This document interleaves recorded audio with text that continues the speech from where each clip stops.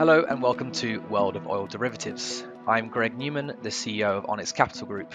In this episode, we are turning inward at Onyx to discuss our junior trader program. For those interested in a career in financial oil trading, this episode is for you. I'm joined by two of our junior traders at Onyx Commodities, Tara Uttamaram and Pranav Menon, who have now been at Onyx for over 6 months, and they're going to share their experiences with the program and how they are finding life on the trading floor here at Onyx. So kind of both came straight out of university. So if I could just start, Tara, with yourself. So, at university, what were you generally looking for in a grad program? So for the longest time, I thought I was going to go into something like consulting or investment banking. I never really considered trading. I studied economics at LSE for Mm. context. Yeah, so I was kind of more expecting like a very typical corporate job. So being at Onyx is quite completely different from what I expected I would be because I never pictured myself doing trading. Um, but yeah, now that I'm here, I'm really happy, very grateful to be here. And I'll just say that I joined Onyx when I was applying for jobs. I joined Onyx because I was really attracted by the website and the general atmosphere and the vibe. And I was like, okay, it's not really something that I've done before, but I'll apply because it looks really cool. The website looks really cool, and I just sort of got along with the people here, and I think that's what made me try harder to get the job. So that's why I got it. So you were just looking for something exciting, ultimately, right? But Yeah, kind of something yeah. challenging, exciting. And Pranav, how do you think? Was it the same for yourself, or was it specifically about trading? No, I think it was quite different for me because my background is not quite similar to what most junior traders at Onyx and even other firms have. So I'm actually a biochemical engineer by training. I did my undergraduate degree in chemical engineering, did the same thing for my master's. Mm. And I really stumbled across trading during my master's degree when I joined the trading club at my university. Mhm. And that's when I really got fascinated by the entire industry and the job itself. And as someone who's always been interested in the energy market specifically, I thought that, yeah, oil trading sounds really cool. So that really then got me on the path of looking for grad schemes and opportunities that really taught you how to become a trader as opposed to expected you to sort of come in with that knowledge. And I think that's where the Onyx Trader Development Program was quite different to anything else I Mm. could see Mm. because it just offered this structured approach to making you a successful trader in the market. And I think that's really what got me to apply. I have a background in biochemical engineering as well, by the way, so it's not that unusual. But no, the perception though of trading for graduates, it's come a long way, probably even since I've applied, which is over 10 years ago. How do you think, especially like kind of last year or penultimate year, uh, undergrads are thinking of trading or finance in general? Do you think it's evolved, or is it something in particular you think people think about? At least for me, and I think a lot of my colleagues, when back in university during our club meets, a lot of us sort of pictured trading in a very like electronic and screen-based manner. Almost everything happens on a screen. It's algorithms that you're basically coding to trade. But coming to Onyx really exposed me to the over-the-counter broker markets that we trade in, especially with energy swaps. I think that's a whole other environment that pushes you and requires you to really develop a unique skill set because here you're interacting with actual people. There's a lot of people management as well. So I think that's something that people don't fully realize that broker-based markets still exist and are actively traded. So I think that's something that a lot of grads don't fully expect the first time they step into a trade floor. And Tara, was that the same for you? As soon as you came in, were you surprised to see it all so loud and focused on talking to brokers and that kind of thing? Oh, definitely. And I think this was my first time sort of coming into contact with what market making actually was. Because back in uni, when I think about trading, I think of all those big movies on Hollywood. I think about, Mm. bank sales and trading Mm. divisions. I think about interviews like, oh, pitch me a stock, why would you buy this stock, that kind of thing. It's not I never really fully understood trading as in a market making Mm. kind of way. So this was my first time encountering Mm. that. So this is it. I mean, applying for the grad program at Onyx, it's not easy to communicate exactly what it is, but we want to be clear because, of course, you want to know what you're getting into. So, what advice would you give for undergrads applying or even graduates applying off the bat as to what they're getting into and if they're a fit? I have thought about this question, and I think like the three things that really help you succeed here. First of all, resilience. They'll say that about any job, but like here it really does matter because the thing about Onyx is that you're given responsibility and accountability so early on in your career, and you're dealing with money, you're dealing with like trading, right? So any small mistake, any human error, that's going to cost money. So the resilience to learn from your mistakes, to go through that, to not feel crap about yourself, and to like just get back up each day, that's a big part of it. And then I think humility as well. That's just part of taking criticism, part of taking feedback, because it is one of those jobs that you learn so much in such a short amount of time, and you're given so much to deal with and to try for yourself, that like I think those are the two things that I think are most important. I think this is important because I understand you mean in terms of behaviorally, but at the same time, Hmm. we might as well face it head on. When people come and look at Onyx, they look at the website, they also look at Glassdoor reviews, things like that. And, a lot of traders, junior traders, as you said, Pranav, have come in thinking one thing and it's a very different thing. And, we want to be clear off the offset. We passionately believe that you get a lot of responsibility very quickly, like you just said, Tara. But the thing is that maybe some graduates think they're literally going to trade from day one, and that's not the case, right? I mean, so Yeah. we can get more into the detail of the actual training program in a little bit. But do you think that's a problem for us, Pranav, or do you think that's a problem for graduates in general? Are they expecting to trade off the bat, or they not see that there's an interim period where you need to learn the surroundings of it and the operations and that kind of thing?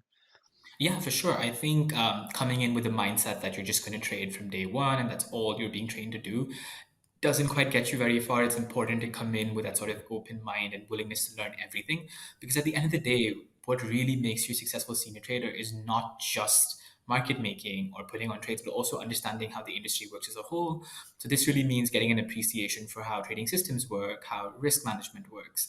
And this is stuff that you learn as a junior at Onyx because right from day one, you're operating P&L systems, you're doing a lot of the background work that's so essential to making sure that you're profitable. So I think just having that open mind and willingness to put your fingers into every pie and like really learn uh, helps you progress through the program a lot quicker. It's funny because I'm not saying you guys are fortunate. Of course, it's very difficult to get in, and it's still grad markets and grad programs are always tough to get into. But when I was applying about 10 years ago, it was a particularly tough job market historically, and I was just so thankful to have a job. I was similar to you, Pranav. I wanted to be in energy trading, and I'd made that decision, but there were barely any jobs.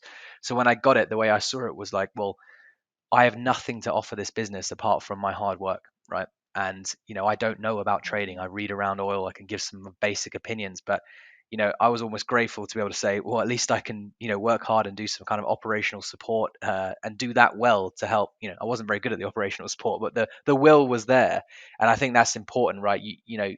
This is a serious business, and we are genuinely trading a substantial amount and a substantial amount of risk ultimately to the business with trading. It's a rapid program, but there is a period where you do have to go through quite rigorous understanding of the controls and mechanisms, and that is the initial part of the program, right? And I know that you guys found it. No one comes in and finds that easy. There's a lot of support that takes hours and hours and hours, and you're the people in the business spending the most amount of time at your desk.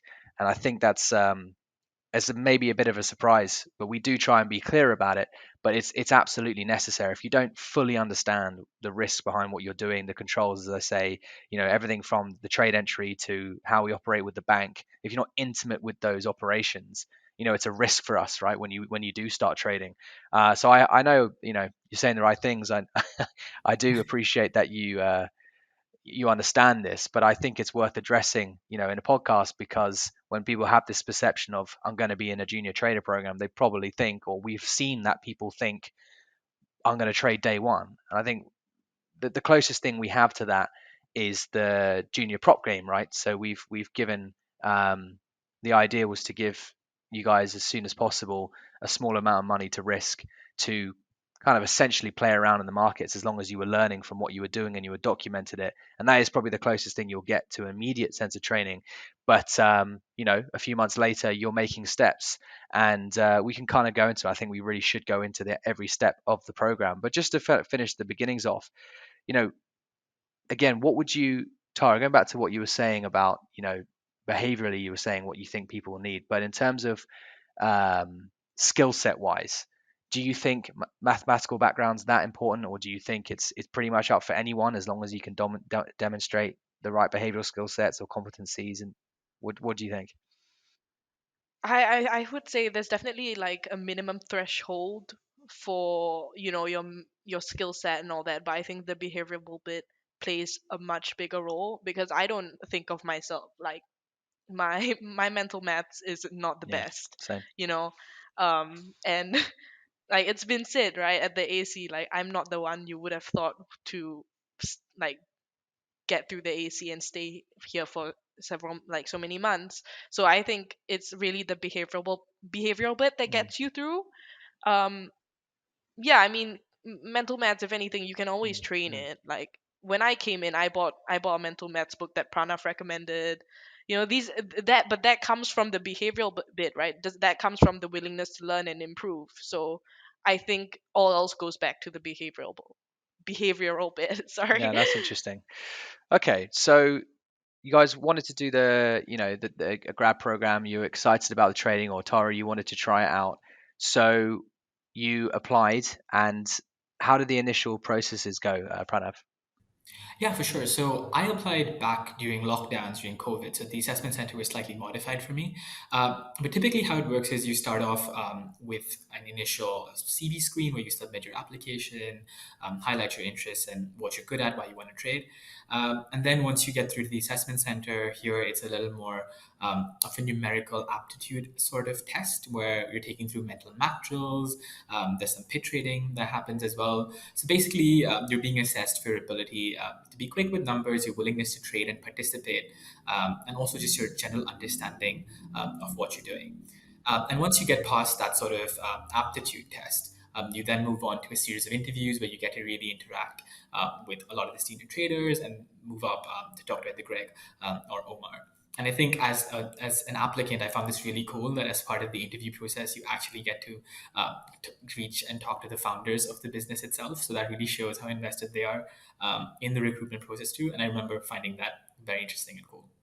We want to dive into, help people kind of prepare for this, right? Know what it's actually about in the assessment centers. So, you guys have said it really well ultimately about the behavioral set, focusing on that, and I hope that's clear with the website. But then we need to train, we need to make sure we can identify these things, right? So we put a lot of work into the assessment center to be able to identify people with these behavioral skill sets. But I think you guys are very humble, which is also one of our, values that we're looking for. But you obviously do have quite a high competency naturally, from numbers and general intelligence, which of course you have to have a threshold. I guess you did say that, Tara. But going into the assessment center, like, talk us through it.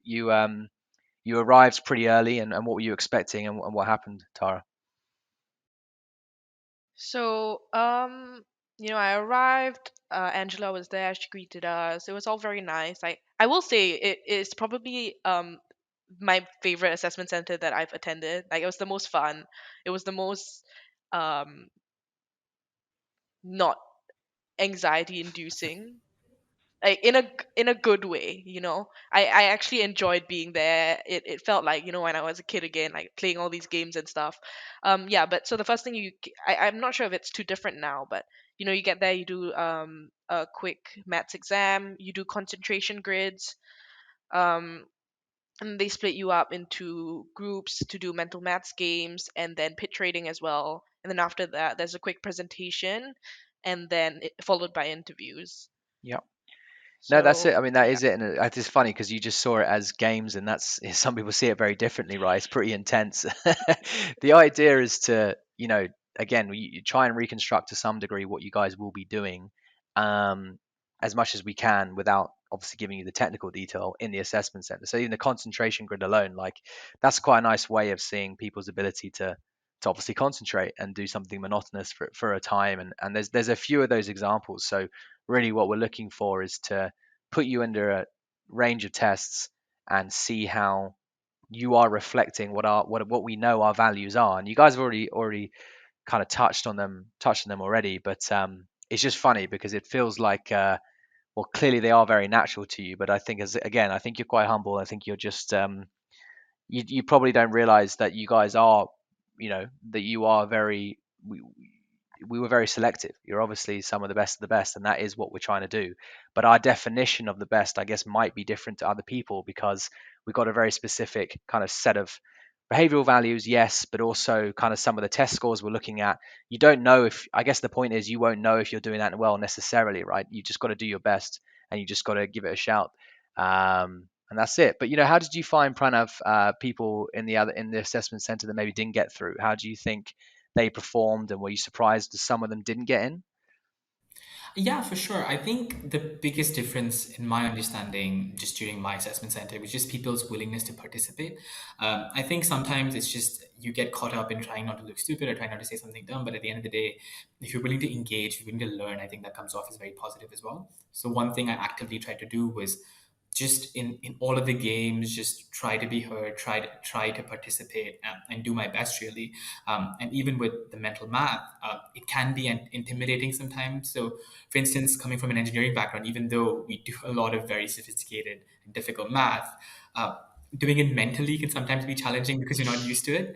But just practicing and just coming and with the attitude of trying to do your best, I think really helps. And at least that's what I definitely tried to do that day. And I was surprised at how unwilling some people were to just engage and try it out. So I think that's definitely something that sets people apart.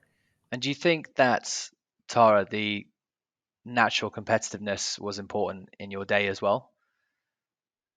Oh, Okay. 100%. 100%. I think that, like, for me, that came out in the pit trading part because that's where they told me I did well. I didn't think I did well because I thought I was just trying to keep up, but apparently I was Okay. aggressive and Yeah. all that. So I think that's a part of me that like came out during pit Mm. trading. So that's the Yeah. interesting thing when you say, like, you wouldn't see yourself maybe as aggressive, but in this environment, in the trading environment, it's about reacting quickly and high conviction. That's a lot of the job, right? And a lot of I mean, Mhm. you guys saying it, taking for granted that you're willing to get involved, willing to try. There's a lot of things behind what you're saying. The courage to do that, as you said, Pranav, it's quite intimidating, right? Ultimately, you're being tested, and you're with a lot of some of the best people we could find. You're competing with them, so I can completely Yeah. understand why it's intimidating, and to have the courage to go for it anyway and keep going. These are exactly the type of things we're talking about standing out. Yeah, I think maybe we should actually go into the actual program itself, right? I mean, we've talked about kind of what you expected initially with the program and the assessment center, maybe, and what the job would be. But day one, I can imagine one of the hardest things with something like oil trading is it kind of has pretty cool. It's cool wording, right? Saying oil trading, it probably sounds quite cool as a market, but what does it actually mean? Like, there's a big jump to what actually is oil trading, and what's it got to do with me, and how am I going to make money here? Was that something that stuck with you for a long time, or were you able to grasp it quite quickly, or how was that transition, I guess, Pranav, for you? Oh no, for me it definitely took quite a while because initially the first month in the desk, so I happened to join quite a new desk at Onyx where a lot of the systems were not fully set up or in the process of being set up. So I think when I first joined, I dove straight into that part of the desk, really setting it up, making sure that we could trade efficiently, smoothly, do all our X well. So when comes to market making and the way we actually make money, it did take me some time to actually understand the concepts and the logic there. To me, just like how Tara mentioned, I always thought that trading was in a way directional, where you're performing some sort of fundamental or technical analysis and trying to put on those trades, which is something we definitely do here at Onyx as well. But just market making as a concept and how it works and the service that it provides to the markets was something I was quite unfamiliar with. But that's something you pick up as and when as you keep trading with the desk and just supporting your senior trader, because I think the success, the what allows you to succeed there is just repetition, where you're seeing someone do it again and again and again, and then you start to understand the logic, you start to understand the heuristics behind what's happening. So I think it's definitely a process. It's not something that comes to you immediately, at least it didn't to me, but it's something you work towards, and I feel like the more time you spend in the industry understanding the systems as well allows you to get there quicker. So, Tara, do you think, again, I have to just speak as I assume it would feel being a junior. And it wasn't that long ago that was myself, right? And I wanted to be part of the glamour of trading, like you say, the movies and stuff you watched, and to learn that it's not necessarily like that, right? Then you go through a period of, okay, what is it we do? And again, look at some of the reviews we've had, or how people's experience have been, and not necessarily enjoyed it, right? They're saying, well, I thought it would be like this, and I thought traders were, shoot from the hip type traders and that kind of thing. How was your like mentally, evolving to understanding our model and like your application to trading in this particular market? You know, how do you perceive it now? I'm not asking you to like over glamorize it. It's just like I can imagine it's a bit of a Yeah. transition for people. So okay, fine. So it's market making, but Yeah. what does that actually mean, and why is that interesting? Why is that fun, or why is that glamorous? I mean, okay, I remember when I came in, like my first day, I knew absolutely nothing, right? And for the longest time, I didn't understand what market making was. So every time before I would sleep, I would Google it to hope to get a different Yeah. result that would make everything make Right. Yeah. sense. Um, but now, like, you sort of learn, you pick up a little thing each day, you learn something new each day, and that starts to form a picture that keeps growing and fueling your understanding. But it's about understanding flows. Sometimes that's a directional view, sometimes that's a fundamental view. um yeah, but understanding flows, understanding the players, understanding like who's trying to do what, um why when this moves this is gonna move, and being like, I think what makes Onyx special is like being the first one to understand that, being fast, being super quick, Mm. super sharp. um and that's what makes us good at what we do. So yes, as in it the glamour bit I think comes from, when I've never been there, but like coming in as a senior trader, understanding everything, feeling in control. As a junior trader, when you're asked to make markets and you're given a touch on the ball, you're given the opportunity to trade. It's terrifying because you're basically being vulnerable, right? But it's also incredibly fun when you start realizing, oh, okay, I'm understanding this, I'm starting to get this. So I imagine as a senior trader, when you go in and you see this, and you're like, all right, this is what I'm gonna do, this is how I'm gonna control the market. Like, I think that's where the glamour No, it's comes really in. good. I mean, yeah, I wasn't sure how you're going to answer that question because I think everyone's got a different view on it. But I absolutely agree with you because I think for those who don't know about what we do, and I guess that might be why you're listening to this, is market making ultimately. The shells of this world, the BPs of this world, the big companies of this world. They need to go and hedge using these instruments, right? Using the financial oil world. So they need a number to trade against. Not everyone wants to take the other side of Shell or BP's trade because they these guys are huge companies. They've got a lot of information. Why would they want to take the opposite side? So market makers are great for providing that service of selling to them, let's say, and trading that against another contract as a hedge. And their job is to essentially take the market's risk and de-risk it, and that's essentially what we're doing. But I think what you just said there, Tara, is bang on. Ultimately, you have to, one, understand it very, very well, but two, you have to have that confidence, because if you're making markets, you're essentially telling the market where the market is. And so, sometimes that can be Hmm. laughed at. Brokers can say that's not right, or they can not see you as reliable. And that's really the transition. You've got to work to be seen as a reliable trader, and it's very personal. It's not like electronic trading where you're sitting behind a screen and no one knows who you are. You are known in the industry, and they want to know, what is Pranav, what is Tara's deal, what are they good at? If I go to them with some numbers from BP, will I know that they'll be sharp? Will I know they'll be effective at taking down the orders? That is essentially a big part of it. And then once you've got that understanding and the confidence, the role evolves, right? And as you say, the glamour comes into, you can trade anything you like off the back of it, right? You can hedge in different ways. You can essentially take different clever risks in different ways. It's up to you to figure out, and that's the big intellectual challenge that really I personally found really entertaining. But you guys are still on that transition, right? You're not doing it yet, but I'm glad to hear you can see where that's where it goes. But I hope that's clear to people, or as clear as we can make it, because as I say, some people have potentially the wrong assumption, and you don't want to see that, right? You want it to be that people know what they're getting into. But kind of back to what you were saying, Pranav, about like learning around the whole of the market and the operational side of things helps you in the future. You guys are coming to that moment, right? So Tara, you're about 9 months in, Pranav, you're about 8. So you're just on the cusp of starting to properly execute. That's more of very soon, I think for both of you is going to be more of what your day to day is completely. So, how much of the theory has actually helped, if any, or has your learning curve been very exponential? Or how do you see the transition in terms of time on your learning, say, Pranav? Oh, I think it's been very quick. And like I said, it does draw into the amount of focus you put on learning systems before. Because, like you mentioned, Greg, market making is all about taking risk and de risking it. And how we do that is often by hedging with different products. So when you're really building those systems and wrecking P&L and looking through trades that were done through the day, you're starting to understand the correlations. You're trying to understand how different products relate with each other. You're understanding how the curve moves, how markets move. And that's basically what allows you to then make markets of your own and do it effectively, and take on that risk. And I think for me as well, it's something I definitely understood during my time as an analyst on the desk as well, because some of the products we trade also have a foreign exchange component.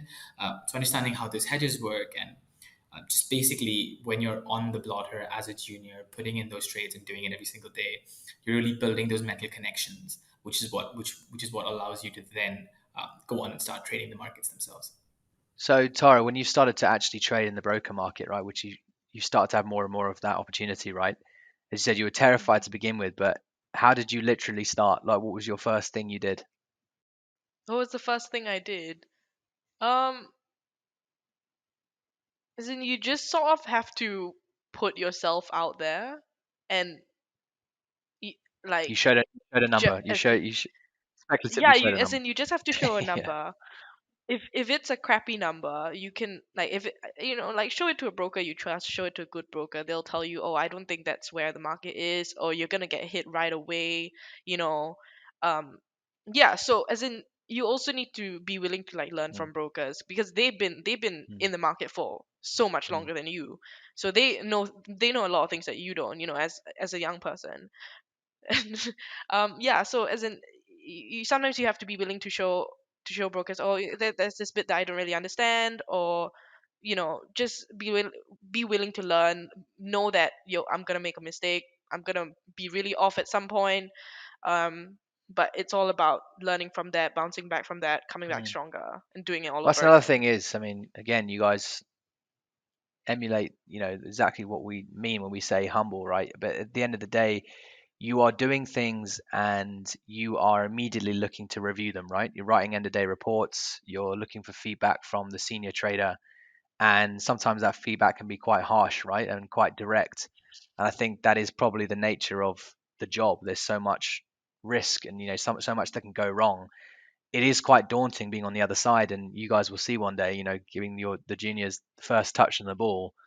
You don't want them to ruin your reputation. You don't want them to obviously lose you money. You don't want them to put you into something that you might struggle to get out with. So I really empathize with the daunting nature of it to begin with. But again, it goes back to what you said about, well, both of you said, that is why we champion resilience, right? It's not nice ultimately, but there is an element of thrill to it, competitiveness to it, and you're going to mess up. But if you can have that attitude of review what you did and not only take feedback but seek feedback and go again and go again and go again, that's what's going to get you there. And I can tell you for both of you, yeah, it's always so fascinating to see every single junior we've had pretty much, they're never the same person. It's always so different.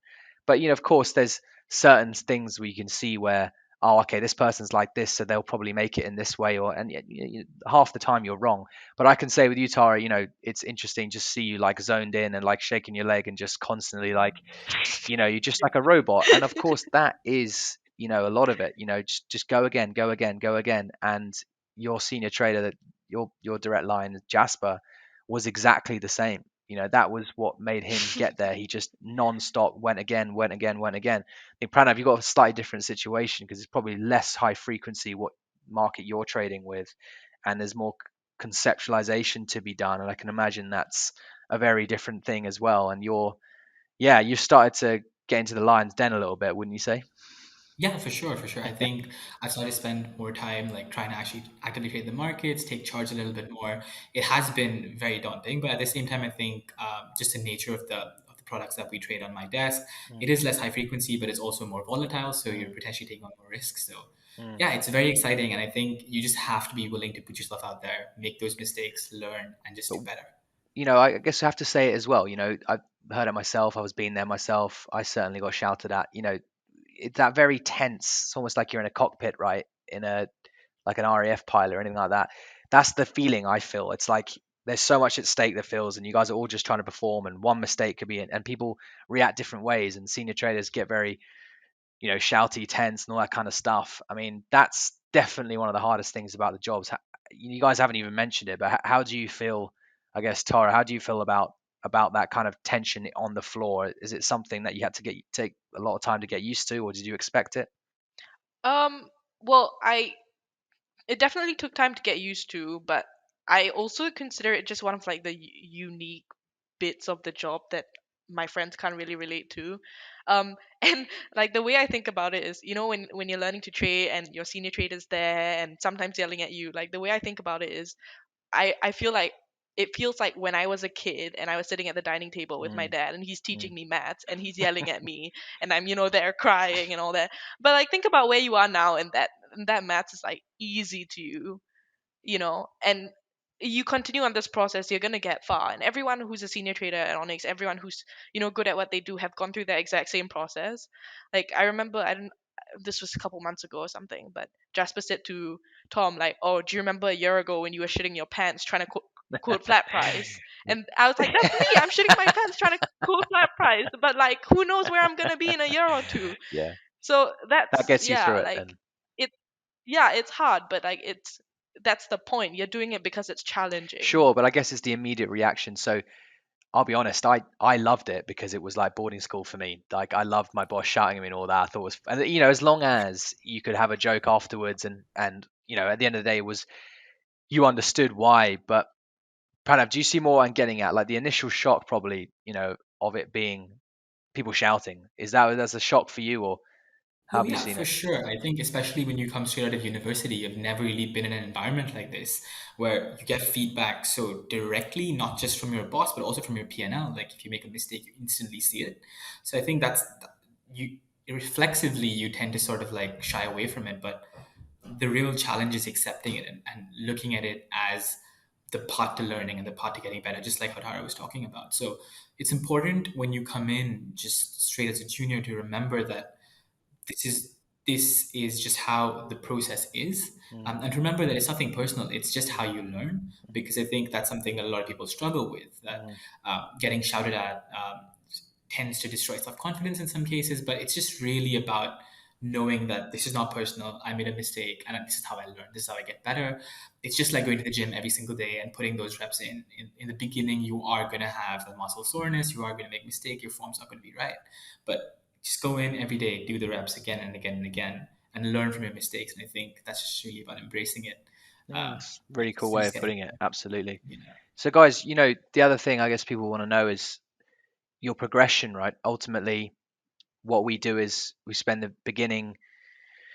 There's a lot of theory, I guess, right? And I think we'll always try and improve that theory to make sure that journey is as swift as it can be about what is going on here, type thing. Like kind of what you were saying before. But then once you're actually on the program, it's about essentially being a good trader assistant, right? Supporting, entering the trades, reconciling the position the next morning, um, and then you're moving to more, I guess, hedging potentially for the senior trader and getting incrementally close to the market. You're taking orders from senior traders to give to different brokers that he's not speaking to at the time, and then you kind of keep going like that until you get your hour or two when you're trading autonomously, which becomes days and then weeks, and that's kind of the process. But just for the audience, I guess, I mean, you got the next, let's call it 3 months. What are you looking to do to get from junior trader to trader, say Tara? Um, Actually make some money. Right, okay. I think that's the main thing. Like trade and profit from it, and not even just like profit from it, but sort of understand the nuances of what you're doing better. Optimize your execution flow. Um, really understand why you're doing what you do and try and improve that every day until you get to a point where sort of really fully understand what's going on. I don't think you'll ever get to a point where you really fully understand what's going on. I think there's always something Mhm. more to learn. But I think the But thing yeah, for I you think is, I guess what I was leaning towards is, once you can show more competency in an autonomous way, so it's not just a couple of hours, it's a full day, then it's a full week whilst Jasper's on holiday or whatever, or something like that, then you will get your chance to be trusted. Ultimately, you've earned your trust. And then once you were just saying about Tom Jackson, a year ago he was where you were, right? And now he's running the gasoline desk and doing very, very well. So that's where you're looking to get towards. But I think what we are clear about here is it's all about succession. At the end of the day, we are trying to grow the business, as sustainably fast as we can, right? There's endless amount of products to get into within oil, in power and gas, and other commodities, but we can only go into those markets once we feel we have an Onyx trained trader. So ultimately, we talked a lot about Jasper being your direct line, Tara. He might move to another market, and that will be your time to fill the gap within NATFA, right? And that's what we're looking to do. Can we trust Tara to represent, the NATFA, Onyx's NATFA desk? Because we've got a great reputation, right? We're number one market maker. We do over 35% of the volumes every single day. So you're looking to fill those shoes, right? Sounds daunting, but I think you can do it, it's daunting, but it's very right? But exciting. then the point is that, let's just say in this example, Jasper starts the new desk. He then needs a junior trader, a bit like what you're doing, Pranav, with the LNG desk was set up by Omar. Omar gave it to Benny. Benny is now trading it full time. Pranav's underneath him. Pranav, you'll be able to do more and more, and Benny might be able to do the next thing once you're able to fill those shoes. And that's how we'll grow. And that's very much the essence of how we produce traders, because it gets that combination of we're able to grow and do new things, but also give people the opportunities so you can actually not just get touched on the ball, you can become a fully fledged trader. And I know I'm speaking a lot here for you guys, but I'd like to think that how can another place compete with that, right? Because most of these banks and all that, they have traders who only they want to be on that seat for as long as they retire. And that's not what we're trying to do. So as long as that's true and we have the evidence of that, you guys should be excited to know that there will be that chance as soon as you're capable to run something fully yourself. And that's the big difference doing that so young. I guess that's probably why, final question. I mean, knowing that the business was created essentially by two 26-year-olds, and then obviously we're a lot older now, but and then you guys able to do, you're both in your early 20s and you're looking to be running a desk very soon, and having this kind of autonomy, is that also something that's very important to you, or was very important to you coming in? Pranav, do you think that's a very important thing? Yeah, for sure. I think, especially in the financial industry, a lot of the bigger players, progression is much quicker, much slower. Sorry, you're not given responsibility as quick. But just like you were talking about right now with Onyx culture, it's all about succession and about training you to be the next leader of a desk. So that really means you're given that hands-on responsibility. You're given those hours alone. You're allowed this space to make mistakes and learn from them, make honest mistakes and learn from them. And I think that's what's really unique about Onyx and what allows you to make that jump, to grow much, much quicker. Because it's the sort of job where you can learn only by doing. There's only so much of theory or so much of observation based learning that you can do. But unless you're sitting on the lead trader's desk and making those calls, executing those trades, you're never really going to learn. So I think just getting that space to do it so quick is what I really valued and what I still value at Onyx. So I guess I'm speaking to the wrong people, because again, you just are very humble, and again, that's very important to us, because the opposite is entitlement, and it can really slow people's progressions. They don't want to listen to people not that much older than them. They think they can do it better. They learn a little bit about how the sausage is made, and then it becomes quite difficult to manage them. I really don't think you two. I'm not just saying that because you have that problem, but we have had that problem, right? And for Tara, like from the ego perspective, like we've always said this, saying you're humble doesn't mean you don't have an ego, right? Everyone has the want and desire to be the best they can be, and as sometimes people are, or a lot of the time people are referencing other people, their friends or other people in the industry, at what age did they achieve X. And I know that every junior trader must feel that to some extent, right? I think that's part of the driver. Um, so I guess what are your thoughts on that? Because at the end of the day, I don't want it to be I want it to be a positive thing, but I think sometimes, let's say, you might be a 26-year-old, and a 28-year-old is having to learn from you. We've seen that before, and not a lot of people can take it. I know you're going to say you don't have that problem, but why do you think you don't have that problem, say, Tara? What do you think is the good and bad parts of that kind of youth side of thing? I think uh, you're always gonna have that problem. It's just about how you choose to deal with it. Like, you know, you're definitely gonna think, oh, if you're sat there, or some guy on a different desk is getting promoted faster than you are, you're gonna sit there and think, why, like, why am I not going at the same pace? Why am I not progressing as fast? Or, what are other people who are in different companies doing? But I think, like, first of all, you need to be grateful for the opportunity that you have, and also, all you're not always competing with someone else. I know this is really cliche to say, but you are competing with yourself. You are trying to be the best version of yourself. You're trying to be the best trader that you can be. And if you think about, oh, constantly like comparing yourself to someone else, I just don't think that's very efficient for your learning and your progression. It's like just not the best attitude that you can have. You're gonna get down easily, you know, and just mentally, I don't think it's Mm. great. I don't think you're gonna be that strong. It's really not gonna do anything for your resilience. I mean, I don't know, maybe some people function like that, but I don't. No, I think this. So I mean, as I say, it's almost like too perfect of an answer because that's exactly how I think you're right, and that's what shows you. That's ultimately why we've chosen you, why you've been promoted, both of you, right? That kind of mindset is exactly right, but it doesn't come natural to most people, and I'll say it didn't come naturally for me at all. Just so you know, I took a quite a long time to get accustomed to really what's an important way of thinking, and that is where the values came from, right? Ultimately, to succeed as a junior trader, but in everything we do, right? Setting up new desks, becoming a new trader, it's basically entrepreneurship, right? You're setting up a new business, effectively you're learning new skills, and every time we set up a new area, brokerage, data, all these kind of things, people are always looking to be negative, right, and cynical, and it's also really hard learning a new skill, and you get battered down again, again, again.